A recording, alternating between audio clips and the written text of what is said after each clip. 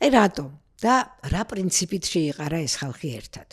რატომ შეკრიბა ისინი გაეროს გლობალური შეთანხმების ქსელის საქართველოს ოფისმა და შემდეგ რატომ შეხვდნენ მათ შვედეთის საელჩოს წარმომადგენლები მანამ, სანამ ისინი იმ ბორდზე ავიდოდნენ, რომელიც სტოკჰოლმისკენ აიღებდა გეზს? მიზეზი უამრავია და დღეს სწორედ ამის გარკვევას შევეცდებით, მაგრამ თავარი სიტყვები და გასაღები მაშინვე ნათელი იყო. სიტყვები: განახლებადი, სოციალური პასუხისმგებლობა, მდგრადობა, ეკოლოგია, კაცობრიობის მომავალი. ეს სიტყვები თან ყოფითია და თან მაღალფარდოვნად გლობალური. მაგრამ სკანდინავიის ქვეყნებში ამ ყველაფერს სულ სხვა დატვირთვა აქვს და სხვა მნიშვნელობა. ყოველდღიური ვალიც და საკაცობრიოც. და ის ხალხი, ვინც იმ დღეს თვითმფრინავში იჯდა, სწორედ ასე აღიქვამდა ამ ცნებებს. ამიტომაც შეიყარნენ და ამიტომაც შეირგეს იქ ნორდიკულ ქვეყნებში გაგონილი ყოველი სიტყვა. ჩვენ ხუთი ძირითადი მიმართულებით საქმიანობთ საქართველოში. ეს არის რასაც ვთავაზობთ ბიზნეს სექტორს. პირველ რიგში ყველაზე მსხვილი მიმართულება და ჩვენი ძირითადი ძალისხმევა ამ მიმართულებისთვის ეს არის კომპანიების ცნობიერების ამაღლება და მათი შესაძლებლობების განვითარება იმისთვის, რომ შესაბამისობაში მოვიდნენ საერთაშორისო სტანდარტებთან კორპორაციული მდგრადობის მიმართულებით და ჩვენი ქსელი, რომელიც არის ასეთი გლობალური, გვაძლევს იმის საშუალებას, რომ დავაკავშიროთ ჩვენი წევრი კომპანიები იმ კომპანიებს, რომლებიც საქმიანობენ ევროპის, აზიის, ამერიკის, აფრიკის სხვადასხვა კონტინენტზე არსებულ ბიზნეს სექტორთან და მათ გაცვალონ გამოცდილება და ისწავლონ იმ გამოცდილებისგან, რომელიც აქვს ისეთ კომპანიებს, რომლებსაც ძალიან დიდი ისტორია აქვს ამ მიმართულებით. გაეროს გლობალური შეთანხმების ქსელი 2000 წელს დაფუძნდა. ეს იყო გაეროს გენერალური მდივნის სპეციალური ინიციატივა. კოფი ანანმა დააარსა ეს პლატფორმა, რადგან უნდოდა მსოფლიო ბაზრისთვის უფრო ჰუმანური სახე მიეცა. ინიციატივა ნიუ-იორკში დაფუძნდა და ახლა უკვე 63 ქვეყანაში მუშაობენ ადგილობრივი ქსელები. დღეს გლობალურ პლატფორმაზე 25000-ზე მეტი წევრია. ძირითადად ბიზნეს კომპანიები, თუმცა ასევე არიან არასამეწარმეო სუბიექტებიც. 3000-მდე ორგანიზაცია მუშაობს კომპანიებთან იმისთვის, რომ მთელ მსოფლიოში ბიზნესის პასუხისმგებლიან ქცევას შეუწყონ ხელი. გაეროს გლობალური შეთანხმების ქსელის 10 პრინციპი ფაქტობრივად ამ ორგანიზაციის 10 მცნებაა: ადამიანის უფლებები, შრომის უფლებები, გარემოს დაცვა, კორუფციასთან ბრძოლა. და სანამ საუბარს გავაგრძელებთ, ალბათ გლობალ კომპაქტის ხელმძღვანელთან უნდა დავაზუსტოთ, რა იგულისხმება ამ შემთხვევაში პასუხისმგებლიან ბიზნეს ქცევაში. პასუხისმგებლიანი ბიზნეს ქცევა, როგორც ამას გაეროს გლობალური შეთანხმება განმარტავს, კი 10 პრინციპზე არის დაფუძნებული, აი 4 მიმართულებით, რომელიც აღნიშნე, თუმცა ასევე ჩვენი პირდაპირი მანდატი არის გაეროს მდგრადი განვითარების მიზნების შესრულების ხელშეწყობა. გაეროს მდგრადი განვითარების 17 მიზანი არსებობს, რომელსაც მსოფლიო აღწევს 2030 წლისთვის, იმედი გვაქვს, რომ მიაღწევს და ეს მიზნები შეეხება ისეთ საკითხებს, როგორიც არის შიმშილის დაძლევა, სიღარიბის დაძლევა, ღირსეული სამუშაო გარემოს უზრუნველყოფა, ხარისხიანი განათლების უზრუნველყოფა და ბევრი სხვა მიმართულება, რომელიც თვითონ ქვეყანას დაეხმარება, რომ იყოს ეკონომიკურად, სოციალურად და გარემოს დაცვის მიმართულებით განვითარებული. ბიზნესი ძალიან დიდ როლს თამაშობს ამ ყველაფერში და გაეროს სტრუქტურაში, როგორც ასეთი, ჩვენ ვართ ერთადერთი ორგანიზაცია, რომელიც აერთიანებს ბიზნესს. შესაბამისად, ჩვენ გვაქვს პირდაპირი მანდატი, რომ ეს მიზნები გავაცნოთ ბიზნესს. გაეროს გლობალური შეთანხმების საქართველოს ქსელი 2016 წელს შეიქმნა. დღეს 151 კომპანიაა ამ გაერთიანების წევრი. ორგანიზაციის აღმასრულებელი დირექტორი სალომე ზურაბიშვილი ამბობს, რომ ისინი ცდილობენ ისეთი კომპანიები შემოიერთონ, რომლებსაც გააზრებული აქვთ გლობალური ინიციატივის მიზნები. ხო, მაგრამ ვთქვათ, გააქვს სურვილი. როგორ შეიძლება შეუერთდე გაეროს გლობალური შეთანხმების ქსელის საქართველოს ოჯახს? გლობალ კომპაქტი აღმოაჩენს შესაბამის ბიზნესს თუ ბიზნესი პოულობს და მიმართავს ამ ქსელს? სხვა შორის თავიდან რომ დავიწყეთ, ძირითადად სულ ჩვენი მხრიდან იყო ძალისხმევა. ახლა უკვე ჩვენი ცნობადობა იზრდება საქართველოში და არის შემთხვევები, როცა თვითონ ბიზნესი მოგმართავს და გვეუბნება, რომ აი გავიგეთ თქვენ შესახებ და რამდენად შეგვიძლია, რომ თქვენი წევრი გავხდეთ. ეს შეკრიბა UN Global Compact-მა ქართული ბიზნესის წარმომადგენლების ერთი ჯგუფი, ისინი, ვინც ბიზნესს მათ მიერ აღიარებული წესით ეწევა და ვისაც ამ პრინციპების უკეთ აღქმა და შესწავლა უნდა, ვისაც სურს, რომ სხვების წარმატებული გამოცდილება მიიღოს, საქართველოში ჩამოიტანოს და სხვებსაც გაუზიაროს. პროგრამა ის იყო გაწერილი, რომ ყველა ამ ვიზიტში მონაწილე ყველა ადამიანის ინტერესსა და მოთხოვნას პასუხობდა. როგორც მოგახსენეთ, იყო მრავალპროფილური, შევხვდით როგორც მედია ორგანიზაციებს, ასევე ადგილობრივ სტრუქტურებს, რომელიც უშუალოდ ბიზნესთან მუშაობენ, როგორც სავაჭრო მიმართულებით, ასევე მდგრადობის მიმართულებით. და როგორც ყველა დიდ საქმეში, პარტნიორები აქაც განსაკუთრებულ როლს ასრულებენ. ჩვენი ორგანიზაციის საქმიანობა 2018 წლიდან არის მხარდაჭერილი შვედეთის მიერ.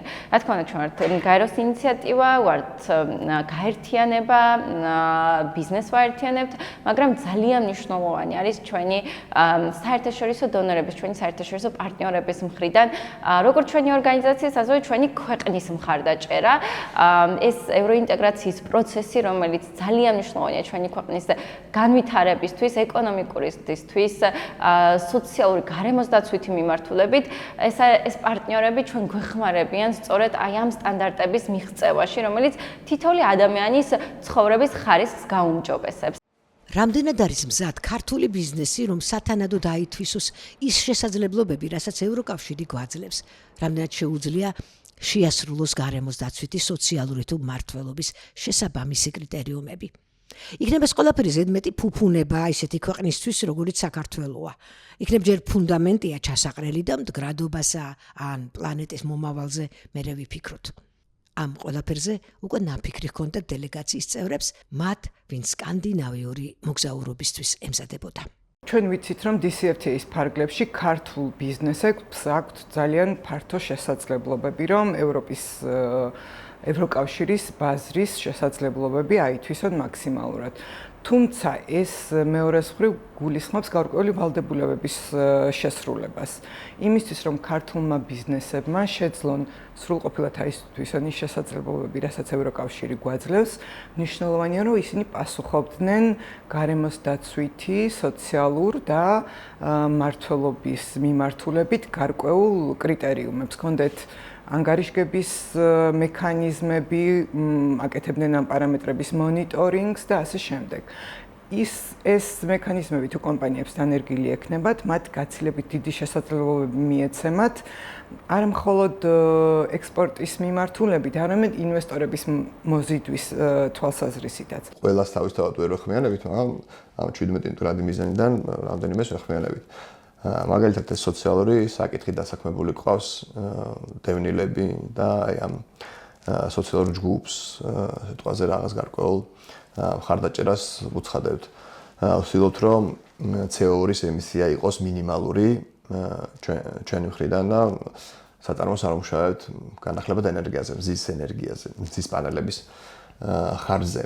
ზოგადად ბიოდიზელი ჯორჯია არის ნათელი მაგალითი საქართველოში, ერთადერთი თუ არა, ერთ-ერთი ნათელი მაგალითი ცირკულარული ეკონომიკის განვითარების, რადგან ჩვენს მიერ მაგალითად გენერირებული პროექტები, როგორც არის ბიოდიზელის წარმოებით დაწყებული, ბიოგაზით, ასე ვთქვათ, დასრულებული პროექტები, რომლებიც ასე ვთქვათ, განხორციელდან, განხორციელების ფაზაშია, ასე ვთქვათ, სტარტაპ პროექტებია, პირდაპირ კავშირშია ევროპულ სტანდარტებთან. ევროპულ გამოცდილებასთან ნარჩენების მართვის და ნარჩენებისაგან კონკრეტული პროდუქტების მიღების თვალსაზრისით. აქედან გამომდინარე, რა თქმა უნდა, ჩვენთვის, პირადად ჩემთვის, ბიოდიზელი ჯორჯიასთვის განსაკუთრებით მნიშვნელოვანია სკანდინავიური გამოცდილების გაზიარება. სხვადასხვა მიმართულებით, როგორიცაა ნარჩენების შემცირება, მდგრადი მოხმარება, კლიმატგონივრული გადაწყვეტილებები, ცირკულარული ეკონომიკა და ასე შემდეგ და ასე შემდეგ. მოკლედ დელეგაცია შედგა და ევროპისკენ დაიძრა. მოლოდინი დიდი იყო, უფრო კი მოლოდინის სურვილი. რადგან ევროპის ასეთი განვითარების ქვეყნებისგან თან ელოდნენ ქართველები გულითად დახვედრასა და ემოციურ გაცვლას და თან ცოტათი არც ელოდნენ.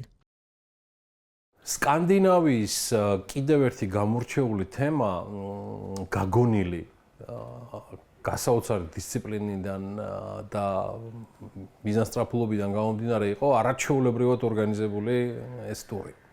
სადაც ყველაფერი იყო არამხოლოდ გაწერილი, არამედ მორგებული ჩვენზე, დელეგაციის წევრებზე, ჩვენს ინტერესებზე. იმიტომ რომ ჩვენ ვიყავით რაღაცა ეს თვითონ ეკლექტიკური ინტერესის მქონე ჯგუფი, 10-ზე მეტი ადამიანი, რომელიც რამდენიმე იმას წარმოადგენდით ინდუსტრიას ერთობლივად, ხო?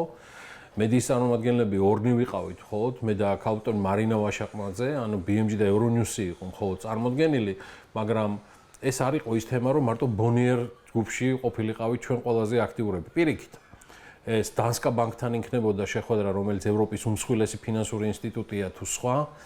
ასევე სხვებთანაც ძალიან მნიშვნელოვნად დგებოდა ეს ყველაფერი. ნიშნავანი აღინიშნოს ის ენთუზიაზმი და ის მასპინძლობა, რაც გაგვიწიეს ადგილზე ჩასულმა კომპანიებმა და ორგანიზაციებმა, როგორც შვედეთში, ასევე დანიაში, მათი მხრიდან უდიდესი ინტერესი მოდიოდა.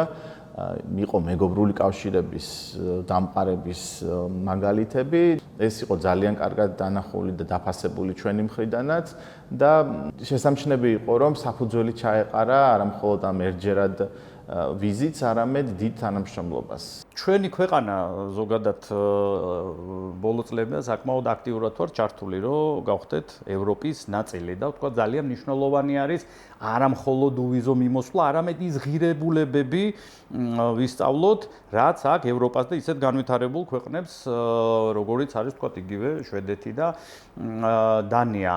აქვე მინდა აღვნიშნო, რომ ძალიან კარგი იყო ვიზიტის ფარგლებში ძირითადად წარმოდგენილი იყვნენ არა კონკრეტულად თქვა ბიზნესის წარმომადგენლები, არამედ ბიზნეს გაერთიანების ხელმძღვანელები და რა თქმა უნდა ეს გამოცდილება ჩვენთვის იყო უმნიშვნელოვანესი გამომდინარე იქიდან, რომ უკვე ჩვენი სხვადასხვა სექტორის დარგობრივი ასოციაციები ვინც ვიყავით, წარმომადგენლებს რა თქმა უნდა გაუზიარებთ იმ კეთილდღეობას, რომელიც მოაქვს ევროპას და თქვა ევროპამ რა გააკეთა იმისთვის, რომ გქონდეთ რა თქმა უნდა პირველ რიგში შვიდი ცხოვრება, სტაბილური ცხოვრება და გამართული ეკონომიკა. უკიდურესად დატვირთული პროგრამა ადრე დილიდან დაღამებამდე გრძელდებოდა. იქნებ კიდეც უნდოდათ სტუმრად ჩასულებს, მეტი დრო ჰქონოდათ სასეირნო და ღირსშესანიშნაობების დასათვალიერებლად, მაგრამ ეს დღეები საქმიანი შეხვედრებისა იყო. სრული ჩართულობის. და გზადაგზა ნათელი ხდებოდა, რომ ყველაზე დიდი ღირსშესანიშნაობა სწორედ იმ ორგანიზაციებში სტუმრობა და აზრების გაცვლა იყო, რომლებზეც გათენებიდან დაღამებამდე დადიოდნენ. ყველა შთაბეჭდილების ერთბაშად გადმოცემა აქ არ გამოვა, მაგრამ ინებეთ რამდენიმე სამაგალითოდ.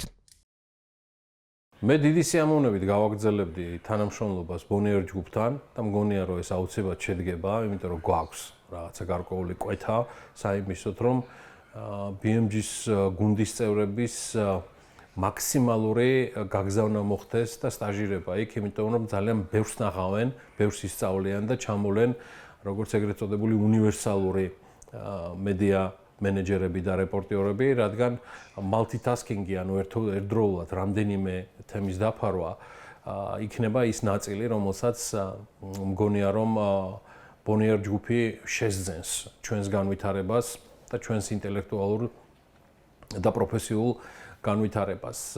დიდი სიამოვნებით გავაგრძელებდი ყველა ამ კომპანიის, იქნება ეს შვედური, დანიური თუ მომავალში სხვა ქვეყნების გლობალური კომპანიების მაგალითზე ქართველი ბიზნესმენებისთვის გაზიარებას იმ ისტორიების, როგორ ახერხებენ ისინი სოჭუის ზომით ლამის საქართველოს ხელა ქვეყნებიდან გამომდინარე, რომ გახდნენ გლობალური კომპანიები, როგორ იპოვეს ეს ნიში, რომ ახერხებენ საკუთარი ქვეყნის ეკონომიკის ლიდერობის გარდა იყვნენ მსოფლიო ეკონომიკის ლიდერები. პირველად ჩემთვის ძალიან შთამბეჭდავი იყო ზოგადად კომპანიების დამოკიდებულება და მიდგომა. ნახეთ კომპანიები, რომლებსაც აქვთ გაწერილი სამოქმედო გეგმა სიტყვაზე 2050 წლამდე. ამ ხნის განმავლობაში ისინი გეგმავენ, რომ გახდნენ ესე ვთქვათ ნეიტრალურები, ნეიტრალური ზიანი მომტანები გარემოსთვის. და ყველაზე საინტერესო რაც იყო, მათი გეგმის მიხედვით 2050 წლამდე ფიქრობენ, რომ მიუხედავად იმისა, რომ გეგმა 50 წლამდეა, ფიქრობენ, რომ უფრო ადრეც მოახერხებენ ამ მიზნების შესრულებას, რაც საქართველოს საკმაოდ იშვიათად გვხვდება ხოლმე. ჩემი მიმართულებით, ჩემი სფეროს მიმართულებით, რატომაც იყო განსაკუთრებული, იყო ფაქტიურად გარემოსდაცვითი კორპორაციული სოციალური პასუხისმგებლობის და ქალთა გაძლიერების მექაში ვიყავი. ის, რომ ქვეყანა ასეთი დალაგებულია, ეკონომიკურად ასე დაწინაურებული და მოწინავე რიგებში არის დანიაც და შვედეთიც არის იმ უზარმაზარი შრომის ფასად და იმ ადამიანების დამსახურება, რომლებიც ქმნიან. ძალიან მნიშვნელოვანი დაბეჭდილება რამაც დატოვა, იყო სიტყვაზე ერთ-ერთი კომპანია ტეტრაპაკი, რომელიც ამზადებს სპეციალურ შეფუთვას სხვადასხვა სახის გამაგრილებელი სასმელებისთვის, კიდე იგივე რძისთვის. ისინი მაქსიმალურად ცდილობენ, რომ თავიანთი გამომშვებული მასალა შეგროვდეს და მისგან მოახერხონ რაღაც ახალი თვალზე ნივთების დამზადება. ერთ-ერთი დასამახსოვრებელი ამ ვიზიტის ფარგლებში რაც იყო, რაღაც ერთ კონკრეტულ ახალ უბანში, ახალ დასახლებაში, სადაც აგვიყვანეს დასათვალიერებლად, თქვათ, რა დონეზე არის, თქვათ, მოწყობილი სხვადასხვა корпуსები ასე შემდეგ და ყველაზე ალბათ მნიშვნელოვანი ყურაცაღები რაც იყო, რაზეც გაამახვილეს ყურადღება, ანუ ნარჩენების მართვა. ჩემთვის პირადად უშუალოდ ვიზუალური დიზაინის ძალიან მნიშვნელოვანი იყო, იმიტომ რომ მაგალითად ერთი მთავარი გამოწვევა, რომელიც ამ ქვეყნებს აქვთ, ეს არის დანია და შვედეთი ამ შემთხვევაში, არის მზის შუქი, რომელიც მაგალითად დიდი ოდენობით გვაქვს საქართველოში და ვფიქრობ, რომ ესეც ალბათ არის ძალიან ისეთი საინტერესო გზა, როგორ წყვეტენ, იმიტომ რომ ვიზუალური ნაწილითაც და ინტერიერითაც, გრაფიკული გამოსახულებით, თუნდაც ღრუბლების და ბუნების ელემენტების შემოტანით ინტერიერში, როგორ აგვარებენ იმ საკითხებს, როგორც არის მაგალითად მზის და სინათლის ნაკლებობა დღე-ღამის განმავლობაში, რომელიც ძალიან სერიოზულად აწუხებთ მათ მოსახლეობას. შევხვდით გაეროს გლობალური ქსელების შვედეთის წარმომადგენლობას, სადაც ასევე მომეცა საშუალება გამოსულიყავი პანელზე და მესაუბრა ცირკულარულ ეკონომიკაზე, TBC-ის მხრიდან დაფინანსების შესაძლებლობებზე და გამოწვევებზე. მქონდა ძალიან საინტერესო დისკუსიები, ამ შეხვედრას ესწრებოდნენ სხვადასხვა კომპანიის წარმომადგენლები შვედეთიდან, ასევე დანსკა ბანკის და სვედბანკის წარმომადგენლები და ამ თემის მიმოხილვა ჩემთვის ძალიან საინტერესო იყო და მათი გამოცდილების გაზიარება. რატომ არის ბიზნესისთვის მნიშვნელოვანი, რომ მდგრადი განვითარების მიზნებზე გადავიდეს, მოიგებს თუ დაზარალდება ამით ბიზნესი, თუნდაც დიდი სამომავლო იდეალებისკენ იყოს მიმართული. და რაც მთავარია, რა სიკეთე მოაქვს ამას საზოგადოებისთვის. მდგრადობა სკანდინავიურ საქმიან შეხვედრებზე მთავარი სასაუბრო თემა იყო. ეს ინიციატივა ზოგადად თავიდანვე შეიქმნა იმ მიზნით, რომ ყველა კომპანია ჩაერთო და დაერწმუნებინა ეს კომპანიები იმაში, რომ პასუხისგებლიან ბიზნეს ქცევას აქვს ასევე ბიზნეს სარგებელი. შეიძლება რომ ბიზნესი აკეთო პასუხისგებლია და ამასთან ერთად გაზარდო შენი მოგება. და ამ ინიციატივის დაფუძნებისთანავე იყო ეს მიდგომა, რომ რადგანაც კომპანიები საქმიანობდნენ არამხოლოდ თავისი ქვეყნის ფარგლებში, არამედ სხვადასხვა ქვეყანაში, მათ შორის განვითარებად ქვეყნებში, სადაც არ არის შესაბამისი სამართლებრივი საფუძველი ან ვთქვათ კორუფცია არის და ასე შემდეგ, ის ქვეყნები, სადაც იყო დაფუძნებული ეს კომპანიები, ვერ აკონტროლებდნენ ამ ბიზნესის საქმიანობას, რა თქმა უნდა, საზღვარგარეთ. და ამიტომაც გადაწყვიტა გაერომ, რომ ჩვენ კი ვქმნით სტანდარტს, მაგრამ ეს სტანდარტი შესაძლებელია არამხოლოდ სახელმწიფოების მიერ, არამედ ბიზნესის მიერაც. ბიზნესი ძალიან მნიშვნელოვანი დაინტერესებული მხარე არის ჩვენთვისო და მოდი გავაერთიანოთ ძალისხმევა. ეს არ არის სავალდებულო ხასიათის ინიციატივა, ეს არის ნებაყოფლობითი, კომპანიები თავისით იღებენ პასუხისგებლობას და ღია არის ყველასთვის. მთავარი არის, რომ კომპანიამ გაიაზროს, რატომ აკეთებს, მთავარი არის, რომ ხელი მოაწეროს ამ 10 პრინციპს და შეასრულოს შემდეგ ეს 10 პრინციპი და ჩვენ ამ ყველაფერში ვეხმარებით. გლობალ კომპაქტის საქართველოს ქსელის დანიშნულებაც ეს იყო, რომ მდგრადი განვითარებისთვის განსაკუთრებული ყურადღება მიგვექცია და ეს ყოფილიყო რაღაცა ერთგვარად ფოკუსი, მაგრამ ჩვენ ნახეთ ამ ყველაფრის შედეგი. ანუ წარმოუდგენელია რაღაცები დარჩეს უბრალოდ ჩვენს ასახვაში ინტერნეტიდან, წაკითხულიდან ან ნანახიან გამომდინარე. ჩვენ ნახეთ ყველაზე მეტად ფლაგმანი კომპანიები, რომლებიც არ არიან მხოლოდ შვედეთის ან დანიის ეკონომიკის ფლაგმანები, ისინი გლობალური კომპანიები არიან, რომლებიც წარმოადგენენ უმთავრეს მოთამაშეებს მსოფლიოში, როგორიც არის ალფა-ლავალიდან დაწყებული, დასრულებული, რა გითხრათ, IKEA-თი. ძალიან შთამბეჭდავი იყო შვედეთში მიღებული გამოცდილება, რადგან ფაქტიურად 100 წლიანი გამოცდილება აქვს უკვე მდგრადობის მიმართულებით იმ ფონზე, როდესაც საქართველოს, არ ვიცი, ალბათ მაქსიმუმ 10 წელია, რაც მდგრადობას ნერგავს. უხეშად რო ვთქვათ, ჩვენ ეხლა ვსწავლობთ ცეცხლის დანთებას, როცა იქ უკვე გამართული აქვს მთლიანი ინფრასტრუქტურა, მორგებული ბიზნესები მარტო იმიტომ კი არ აკეთებენ ბიზნესს, რომ მოგება ქონდეთ. მათთვის პრიორიტეტი არის, რომ იყვნენ აკეთონ მდგრადი ბიზნესი და იყვნენ ძალიან მდგრადი პარტნიორები გრძელვადიან პერსპექტივაში. და ზუსტად ასეთ პარტნიორებს ეძებენ საქართველოშიც იმისთვის, რომ ვთქვათ, ინვესტიციები ჩაიდოს, ან რაღაც პარტნიორობა შემოგთავაზონ, მათთვის პრიორიტეტული არის, რომ ადგილობრივი ბიზნესიც იყოს მდგრადი. ყველაზე თვალშისაცემი რაც იყო არის ის, რომ მდგრადობა არ არის რაღაცა ესე ვთქვათ ჩეკლისტი მათთვის, ეს არის ძალიან გამჯდარი იდეა, ეს არის კულტურაში შერწყმული და ხალხის ცნობიერებაში ძალიან გამჯდარი არა მარტო იდეა, რაღაცა მათი ცხოვრების განუყოფელი ნაწილი, მე ესე ვიტყოდი. და ამ მდგრად განვითარებაში ძალიან დიდი როლი უჭირავს ყველა სექტორის თანამშრომლობას. იქნება ეს საჯარო სექტორი, კერძო სექტორი, ფინანსური ინსტიტუტები თუ თვითონ ხალხი და მომხმარებელი. მნიშვნელოვანი არის აი ამ მდგრადი მიზნების გათვალისწინება.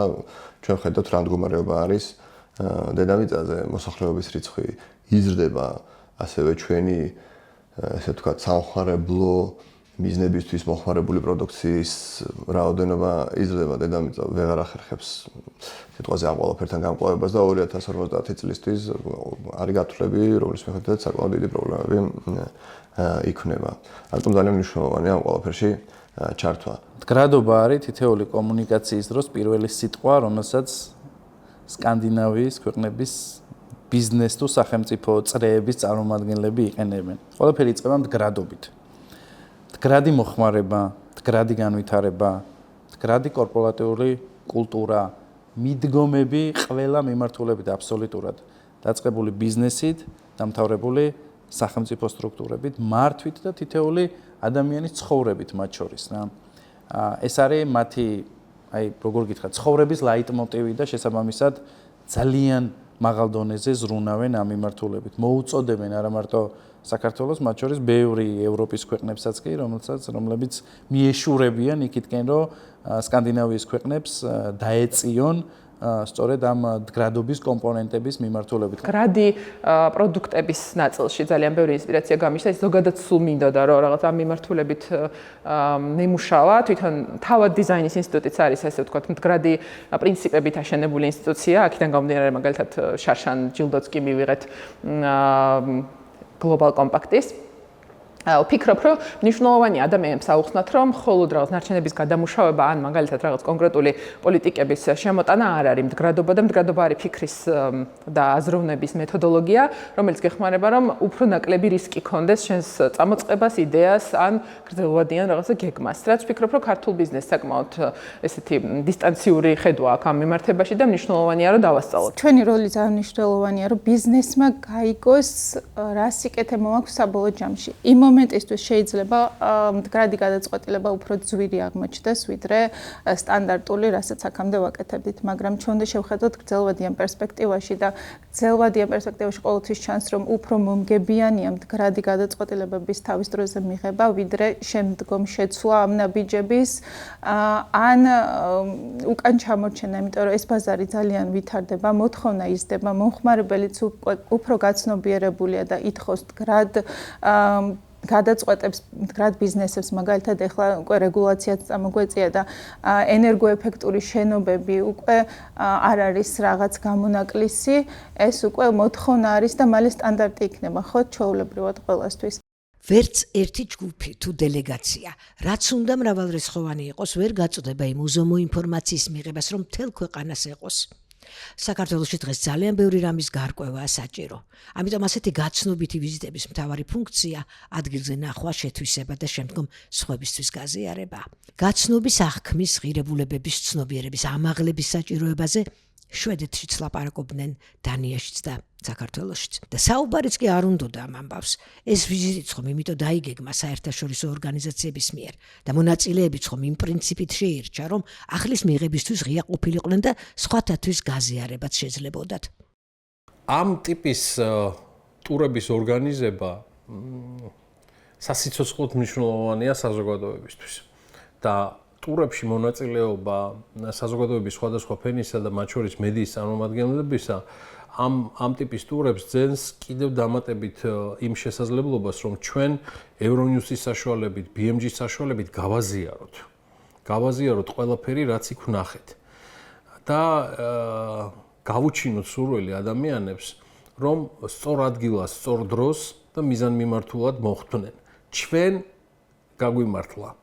იმიტომ რომ იმგვარად დაიგეგმა, ისეთ კომპანიებს შევხვდით, რომლის ანალოგი ალბათ უნდა იმნატროს ნებისმიერმა დელეგაციამ და თუ ამგვარ ტურებში, რომელიც Global Network-მა საქართველოს ქსელმა მოაწყო, ჩაერთვებიან კიდევ სხვა წარმომადგენლები, მე მხოლოდ მოხარული ვიქნები და ალბათ ცოტა გულიდაც დამწყდება თუ მე არ ვიქნები მათ შორის. ფიქრობ, რომ საკონსულტაციო კომპანიებმაც და იმ ორგანიზაციებმა, რომლებიც მუშაობენ მდგრადი განვითარების და გარემოს დაცვის და სოციალური მიმართულებით, მნიშვნელოვანია აწარმოონ საინფორმაციო, გარკვეული საგანმანათლებლო თუ გინდათ კამპანია, რომ მეტად მიაწოდონ ინფორმაცია ქართულ ბიზნესებს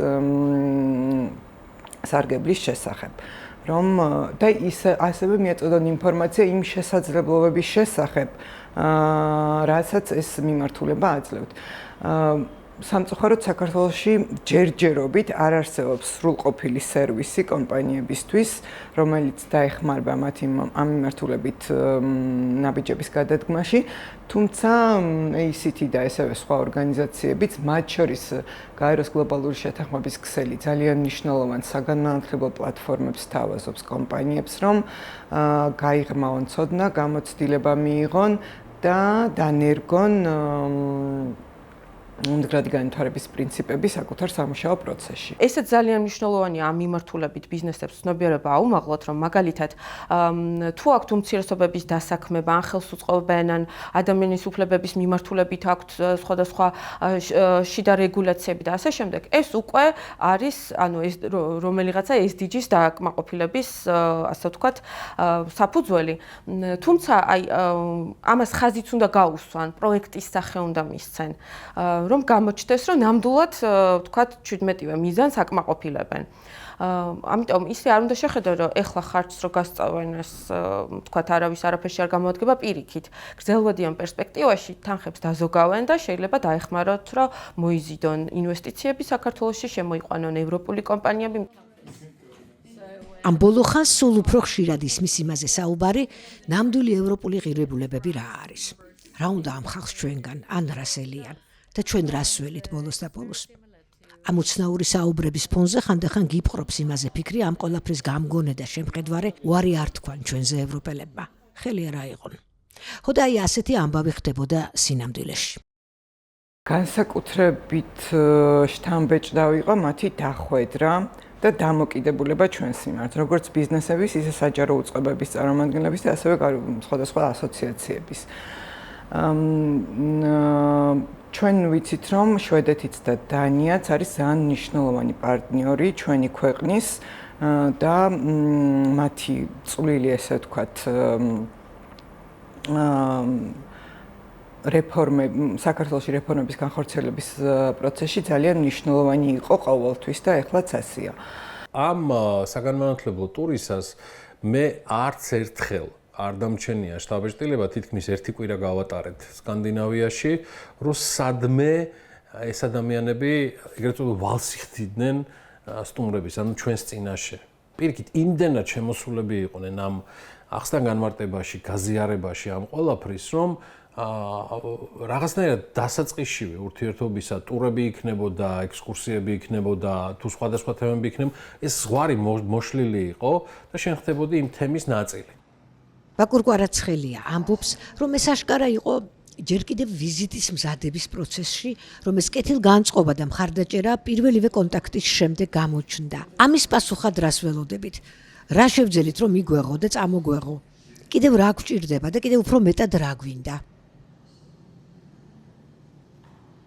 პირველ რიგში იყო ინტერესი მათი მხრიდანაც, არ ყოფილა შემთხვევა, რომ პასუხი არ გაუციათ ზედმიწევნით კარგად, იყო კითხვების დასვა ჩვენი მხრიდან, რა გაინტერესებთ უშუალოდ, რა მიმართულებით გინდათ, რომ მოვემზადოთ და შემდეგ უკვე იყო კომპლექსური პროგრამა მომზადებული, არა მხოლოდ ერთ ადამიანთან, არამედ ადამიანთა ჯგუფთან, შესაბამისი მიმართულებებით, შესაბამისი ვიზუალური მასალით, პრაქტიკული ადგილზე დათვალიერებით. ძალიან კარგი იქნებოდა, რომ ვთქვათ, მათი თანადგომა არ შეჩერდეს და არ შეწყდეს სამომავლოდ და გვერდში გვედგნენ, იმიტომ რომ მათი მხრიდან ნამდვილად არის დაინტერესება და სურთ რომ გაგვიზიარონ გამოცდილება, ბიზნესების მხრიდან კიდე არის საკმაოდ დიდი ინტერესი, რომ ეს გამოცდილება და ცოდნები მივიღოთ და დავნერგოთ ადგილობრივ ბაზარზე. ძალიან ღრმად დარწმუნებული ჩამოვედი იქიდან, რომ მათ აქვთ ინტერესი ხელი შეგიწყონ შენს განვითარდეთ.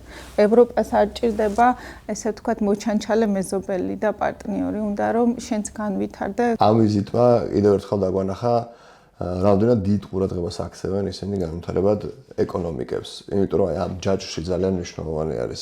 მხოლოდ ისინი რომ იყვნენ მდგრადები, არ არის საკმარისი, ხო, დედამიწისთვის. მნიშვნელოვანი არის სხვა ქვეყნებიც იყვნენ ჩართულები, საკმაოდ დიდი თანხები და ინვესტიციები მოდის ამ სახელმწიფოებიდან საქართველოს მიმართულებითაც, სადაც მათი იმედი აქვთ, რომ ჩვენ რაღაც გარკვეულ სტანდარტებს მივახცევთ და რეფორმებს გავატარებთ.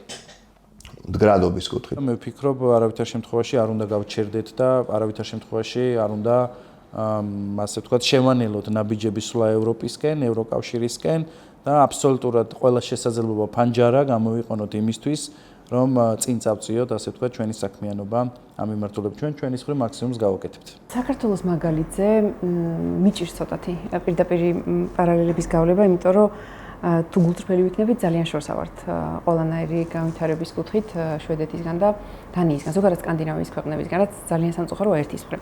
მაგრამ მეორეს მხრივ, რო უყურებდი იმ ადამიანებს, რომლებიც ჩვენ გვხვდებოდნენ, რომელთან ერთადაც სხვა შეხვედრებს ვესწრებოდით, რომელთან ერთადაც პრეზენტაციებს ვაკეთებდით, ერთად ვფიქრობდით, ანუ ეს ადამიანები არიან ჩვენაირი ადამიანები, ჩვენაირი სურვილებით, ჩვენაირი მოცემულობით. უბრალოდ ის განასხვავებთ, რომ აქვთ კეთილი ნება იმისა, რომ თავისი ქვეყანა ააყვავონ და ამაზე შეთანხმებულად მუშაობს როგორც სამთავრობო სექტორი, ასევე არასამთავრობო, ასევე მედია, ასევე კერძო სექტორი. ესეთ საქმეებს აკეთებს გაეროს გლობალური შეთანხმების ქსელი. სალომე ზურაბიშვილს ვეკითხებით, ხედავს თუ არა ცვლილებას, ხედავს თუ არა მათი მუშაობის შედეგს საქართველოში. მას მერე, რაც საქართველოს ქსელი დაარსდა. მე ნამდვილად ვხედავ ამ ცვლილებას, მე ვხედავ ცვლილებას კომპანიების აღქმაში, თუ რა არის ეს სტანდარტები და რატომ არის მნიშვნელოვანი მათთვის. რა იყო ამის მიზეზი, ცოტა ესეთი რთული არის, ბევრი სხვადასხვა მიზეზია. რა თქმა უნდა, ცნობიერება, ეს იყო მნიშვნელოვანი, რომ მათ გაიგოთ ამ სტანდარტების შესახებ, როგორ დანერგონ და ამასთან ერთად რომ გაიგოთ, რომ შეუძლიათ რაღაცა მცირედით დაიწყონ, არ არის აუცილებელი ძალიან დიდი ფინანსური ინვესტიცია, მთლიანად ოპერაციების ტრანსფორმაციას ხდება. ნელა ყველა თავის ტემპს როგორც ასეთი ირჩევს ხოლმე და თავის რა მიზანსაც დაისახავს, ჩვენ ვეხმარებით ამ მიზნის განხორციელებაში. ამასთან ერთად ამ ყველაფრის რაღაცა მოტივირებელი, წამახალისებელია, რა თქმა უნდა, საერთაშორისო ფინანსური ინსტიტუტების ძალისხმევა, სხვადასხვა რეგულაცია, რომელიც დაინერგა ასოცირების შეთანხმების შესაბამისად საქართველოში. ამასთან ერთად მნიშვნელოვანი იყო და რჩება, რა თქმა უნდა, წამახალისებელი მექანიზმები, არა მხოლოდ რეგულაციების სახელმწიფოდან, არამედ წამახალისებელი მექანიზმებიც ამ მიმართულებით. ამ ყველაფრის მოსმენის შემდეგ კი იმის დრო დადგა ტრადიციული შეკითხვა დავსვათ. რიტორიკული შეკითხვა, მაგრამ აინც შეკითხვა, რომლის პასუხიც განუხრელად საბედისწეროა და დღეს ყველაზე მნიშვნელოვანი. რატომ ევროპა? რატომ უნდა გვინდოდეს ჩვენ თითოეულ ჩვენს მოქალაქეს ის რომ ვიყოთ სკანდინავიის ქვეყნებისნაირად მოწინავე მდგომარეობაში ეკონომიკურად და სოციალურად. პირველი არის ის რომ გააზრებული გვქონდეს რომ ამ საერთო სამყაროს ნაწილი ვართ და ვერ ვიქნებით, ფიზიკურად ვერ ვიქნებით მისგან ამოგლეჯილი. აი მაგალითად როგორც ყვავილი ვერ იქნება სინათლის ფოტოსინთეზის საჭირო რაოდენობის წყლის გარეშე.